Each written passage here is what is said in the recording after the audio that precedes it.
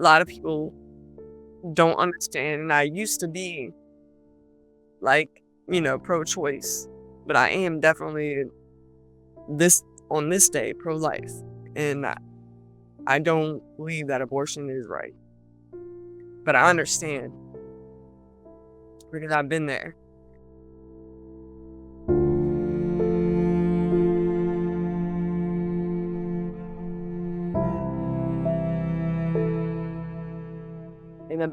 In 2019, I was going to an abortion clinic. I I wasn't in a good place, It was people, protesting outside. Well, not protesting, but telling me like there's another way. I made my friend took me and I made her stop. But she didn't want to because a lot of protesters can be really nasty and ugly about things like that. They gave me this like bag and there was a problem, like I couldn't go that day to do it. And it was like around the pandemic time, so they literally would just do an abortion that day. Like I thought that like they do counseling and then you gotta wait like a certain amount of time to make sure that you're making the right decision for yourself. And then you come back a second time and they give you kind of like a physical and, all that stuff. And then you do the procedure. Something happened that day where I couldn't do it that day. And so I had to go back to my friend's house. I was really, really, really sick with like in the very beginning of this pregnancy. I was so, so sick. Like I couldn't keep anything down. It was bad, and it was right after I had my daughter in 2019 that I got pregnant again, and I was just going through a really rough time with the father. Like he went to jail, and it was bad. It was just a bad time. And then COVID happened. Everything was just kind of crumbling down on me. I went back to my friend's house, and I was like on Facebook and stuff, and I was trying to look up Let Them Live because this woman that was, I guess, worked for you guys or contributed, was handing out bags. She wasn't rude, she was really kind. And she just wanted me to know like there was another way, and I just didn't believe that. I just didn't think I could do it. So that night I went back to her house and I looked up Let Them Live, and I was like, this is not real. Like this is not real. Like that's what I thought about it. Like I was like, no one cares, So the next day, like they were out there again and she recognized me. And she was like trying to talk to me, but I rolled up my window because I wasn't, trying to hear it at that time because I'd made up my mind like this was the right thing for me. She was like, "Did you read the pamphlet? It's real. It's real. There are people who care. Like, you don't have to do this, And I did anyway. And I regret that choice every day. In 2021, I ended up having my son. Like I got pregnant again. I had my son. And then I also was pregnant in 2024. I felt really alone. Like again, I thought about Let Them Live. I really did, but I don't know. I just felt like again, it just wasn't real. Like who cares? Like I just always felt like no one really cares like that. I've been on birth control for a year, and my significant other is old a lot. There's an age gap between us, and he was done having children. I went to this place here where I live in Virginia, and they were like a free clinic basically.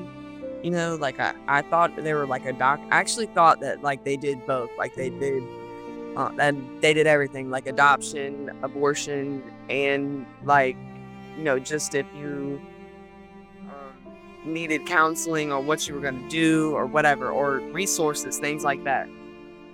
And, I met this woman, her name was Jennifer. I sat with her for, like the building had already closed, but I had sat with her for, like, 2 hours and just telling, like, like, expressing like, like, if I should, if I shouldn't, or whatever, and,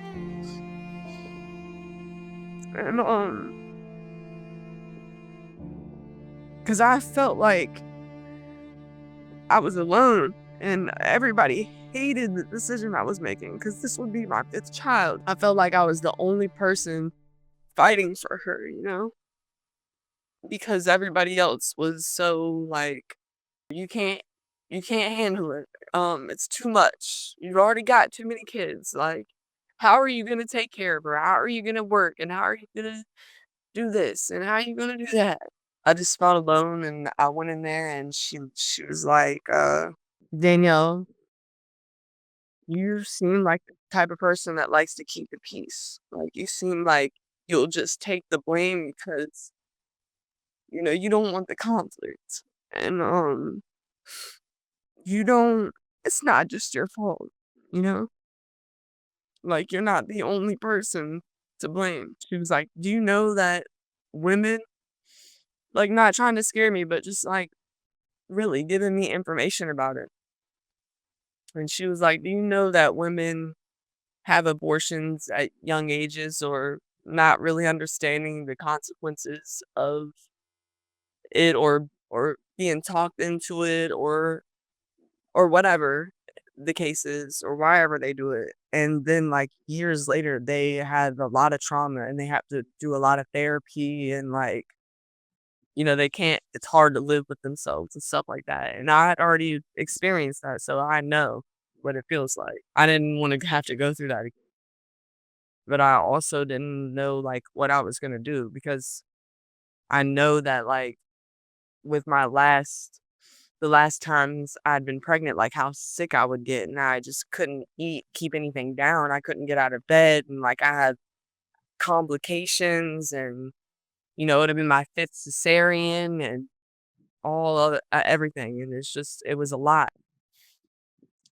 But then I met the ultrasound tech, and her name was Kendra. She was really kind to me too. Like, I went in there, I was really early when I found out I was pregnant, so they didn't know whether, it was an ectopic pregnancy, or it was, in my uterus yet. Like, they couldn't see the sac or the baby or whatever. And so I came back, like, 4 times to see them and, talk to them and stuff, and they were really supportive the whole time, and kinda, like, helped me through it. And the ultrasound tech, gave me, like, pamphlet on all things I could do, and Let Them Live was on there. And, like, I had so much to think about, like, it was obviously a really hard decision for me, and I did make the decision that I could live with. Like, even my dad was not happy with me. Like, he always tells me, like, I make life harder than it should than it has to be. Like, life could be easier. And I just always felt like, I feel like I guess everybody feels like they have a big purpose here on earth. I feel like we all kinda do, like, we're all connected in that way, and, like, have a purpose here. I don't think that any children are illegitimate, no matter how they're made or whatever. I really do believe that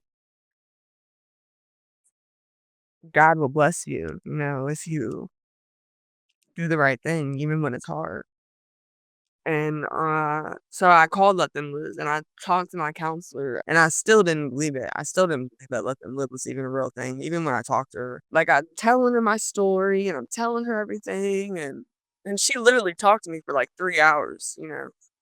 She never told me like I was like, "Okay, I gotta go," or nothing. Like, she was really patient with me and, like, let me just say everything I needed to say. She was, like, kinda confused because, I'm on the phone with her and I'm still talking about, not keeping my child. And she was like, "I just need to, like, ask you what you're planning on to do because you're saying, like, you don't know if you're gonna go through with it. Are you gonna have an abortion? Like, is that your definite answer? Like, or do you need help, or are you gonna give the baby up for adoption?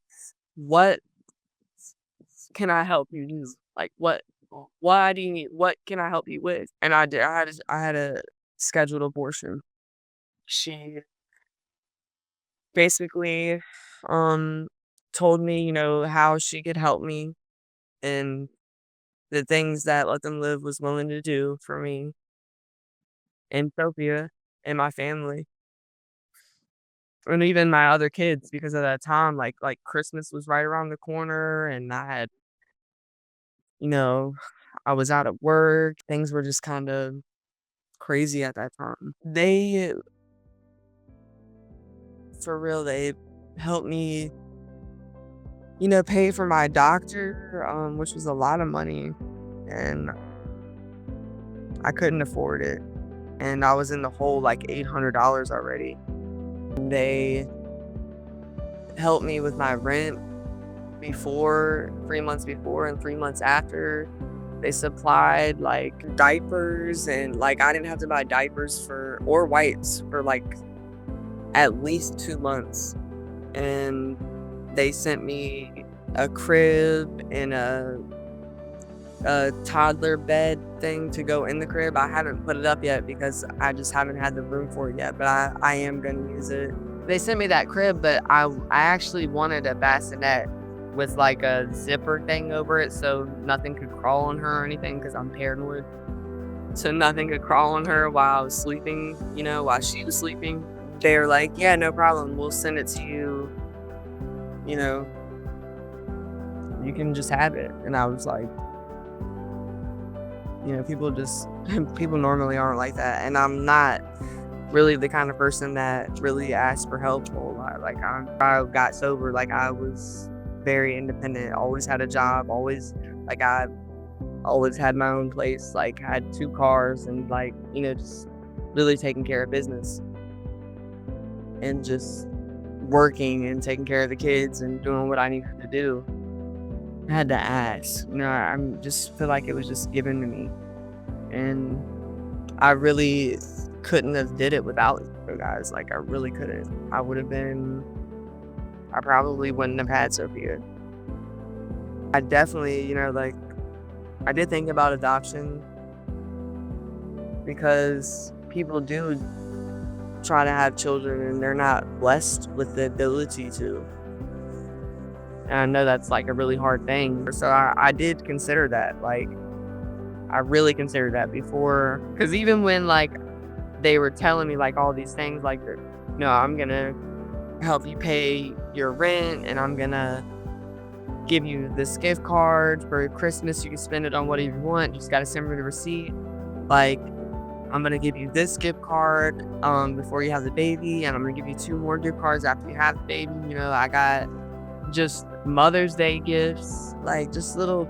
I have the diaper bag that you guys sent me. Like, I still use it. I had this little care package thing that I took to the hospital with me because I was so unprepared for that. I wasn't working a whole lot. Like, my whole deal was, like, I was cleaning houses and door dashing when I could. But then, like, I had placenta previa, so I had to be on bed rest until I had her, which was really hard to do for me. And, like, I was trying to find things to keep me focused and on track and stuff like that. It was really hard to go through, especially when I had children that I was bathing and they needed to eat and needed to be up for school and they needed help with this and they needed laundry and dishes and clean and all those things. I couldn't have done it without you guys. I really couldn't. I attended support groups. There were times where I would get down and, like, I just wouldn't wanna go. But the times that, like, I did do the support groups and that I did go and 'cause, that was really the only thing that they really required of me was to make sure that I was getting the support I needed, that I had to go to the support groups. It's really kinda crazy because I never really felt like I really connected, like, related with any of the other moms there, but I like, in the same sense, like, I know that they were going through something that similar like me. But there was this one girl that I met through I think it was the financial support group when I met another person who, like, did this like, I didn't even know that you could reverse an abortion pill, and she did, and she called Let Them Live, and like, within 2 hours, like, she got to keep her baby, and so her baby's alive, like, that's crazy, I didn't even know that they do that. She, like, shared similar things that I've been through in my life, and that was, like, the first time, I really related to any of the other moms. If I didn't do that, then I would have never, heard her story, like, it really was amazing to hear that. That's a really tough call, it's a brave thing to do. I was really glad to be able to meet her, like, it gave me hope, like, it inspired, and the support groups, like, basically was I felt like it was kinda like my counseling, know that you're not alone, like, know that you're not the only one, really, helped me through that, through some of my depression, and it's not like I'm not out here, like, asking people to watch my kids and stuff for me, like, I always figure out a way. I didn't feel so judged in the groups, like, I got to say a lot of things that I felt like I needed to say, like, things that I needed to say to other people that I never did say, but I did get to say it in general, so I got to be appreciated for having my daughter, you know? The, financial group, I really appreciated that, like, I never considered even saving an emergency fund. I never even thought that was really important, and I really do, like, have a terrible relationship with money. I feel like it burns a hole in my pocket, seriously. I put a lot of effort into trying to save and, like, not spending money on fast food. There was times that I did, you know, um buy fast food because I just like, there's some days that just seem longer than others. They they shouldn't last as long as they do, you know? I really probably couldn't have did it without the help.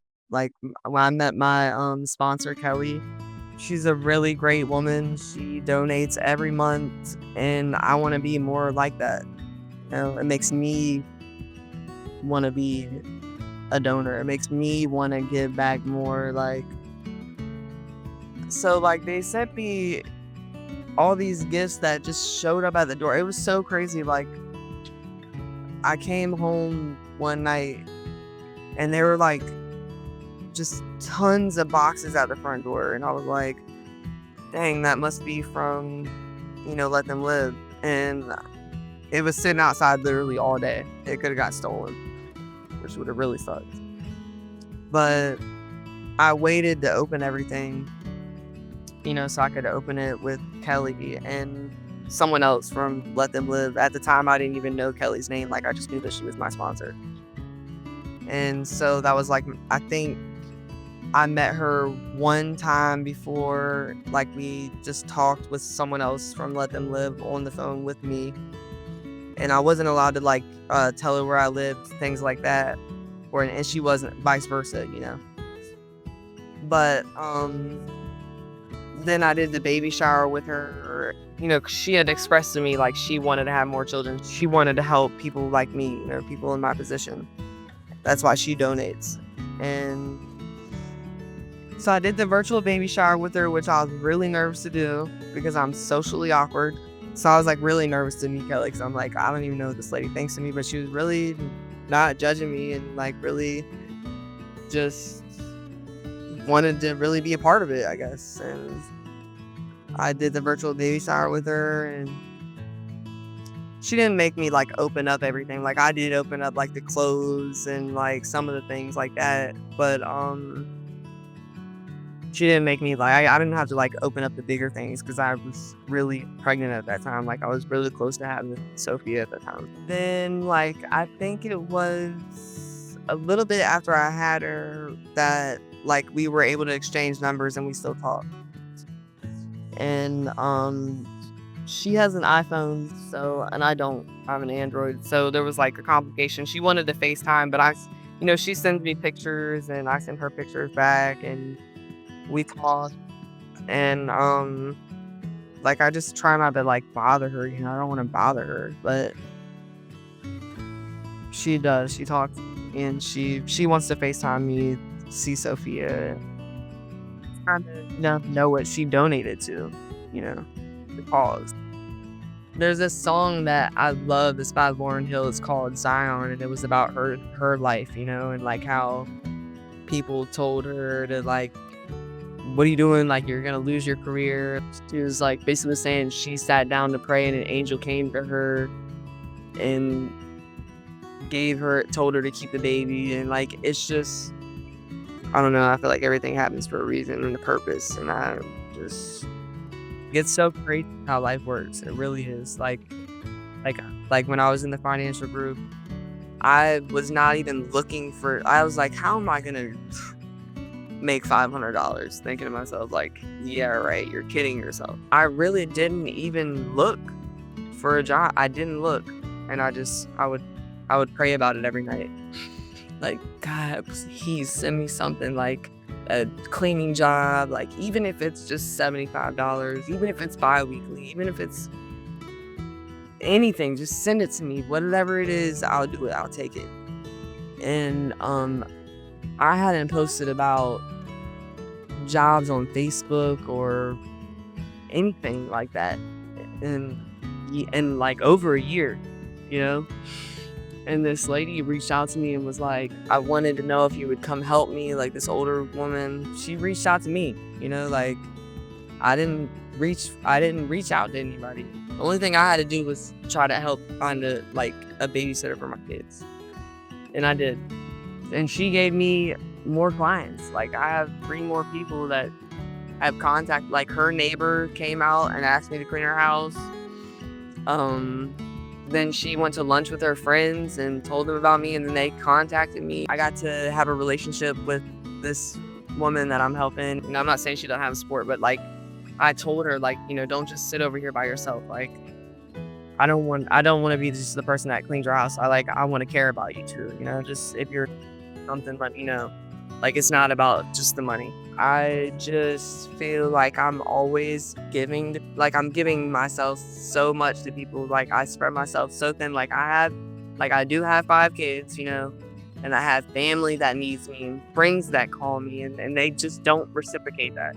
They do me wrong. They don't come through. Like, I'm not saying every time I need something that they should be there, but there's like a total difference between judgment and discernment. Like, I was just talking about that, like, a lot recently. A lot of the times when people ask me, like, "How many children do you have?" And I tell them that I've had 6 children, and, my son passed away when I was 17.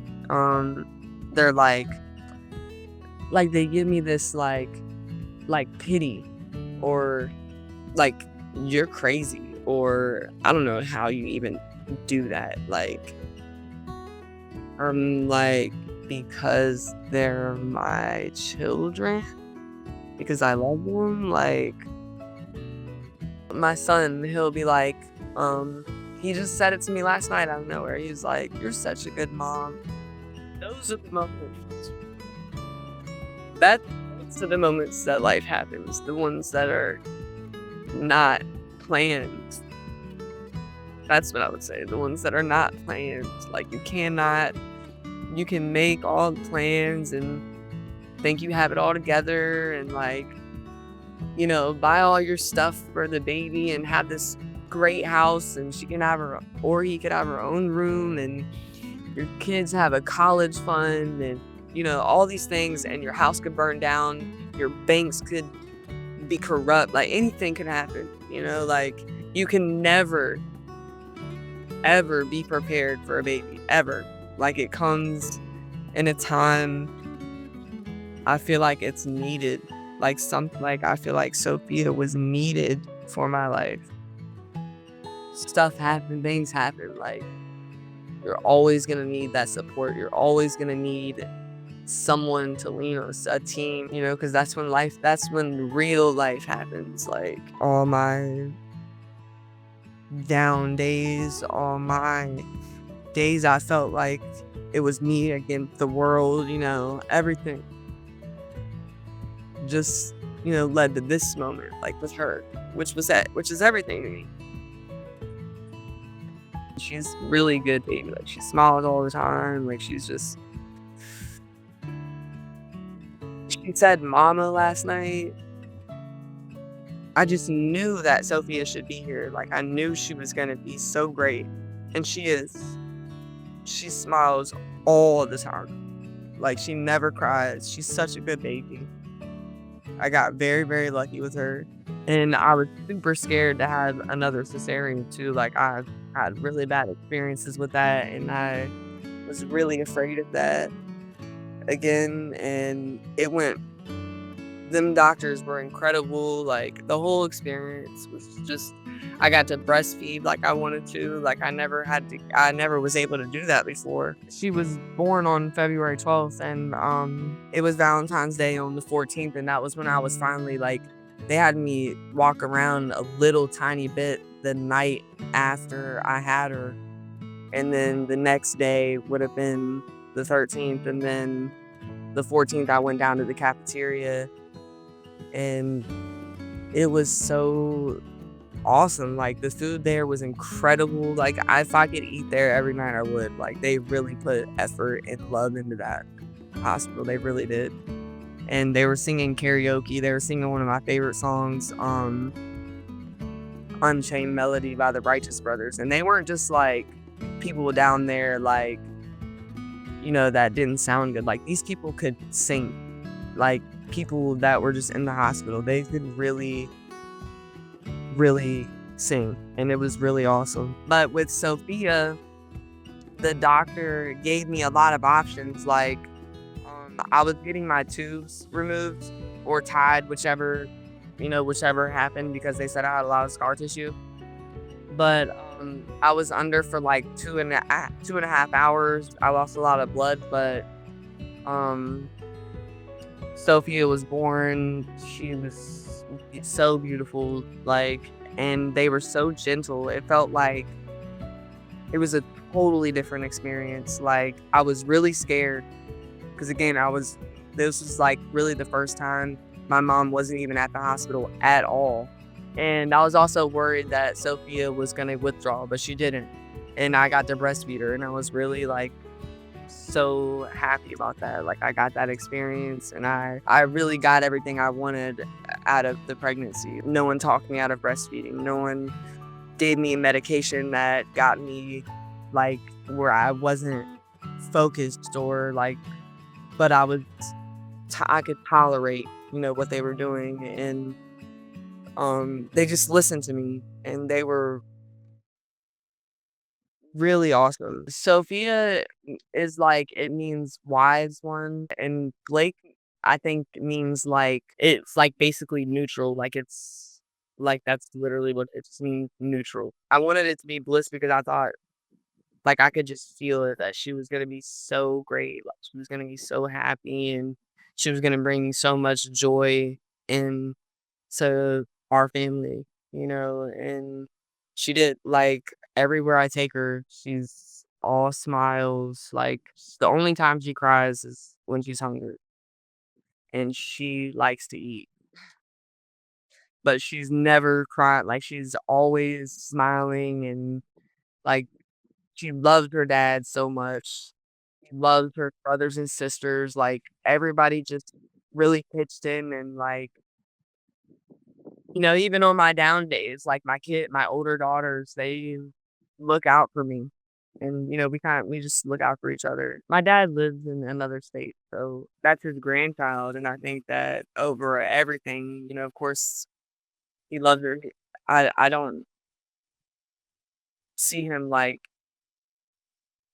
hating an inno or not liking an innocent child. I do love my I'm not saying my dad is, like, he's just my dad. It's just trying to basically, but I just, like I always knew that I was gonna be a mom, and I knew I was gonna have a lot of children. I knew I was gonna have a big family. I always knew that, and I feel like it's important because they're the future, you know? They are our future. Sophie is again, she's really great. Like, she's in the 97th percentile for her height. She's really tall. She's gonna be tall. She's just really great. Like, she really does, like, just I know she's not gonna be a baby forever, but she just brings so much to the table. I just feel like she just does. Like, I feel like she completes me, you know? When I wake up in the morning and she just like there's just like a twinkle in her eye, you know? So there is hope, like like I do have it made me have a little more faith in humanity because a lot of the times people don't come through and like, people say they're gonna do this and do that and they don't, but y'all did. And it's definitely a success. Like I said before, like before I was really like just pro-choice, and I feel like everybody has a purpose here. And even though it's hard and you might struggle, but I think in the end it'll be worth it. It'll be worth the struggle.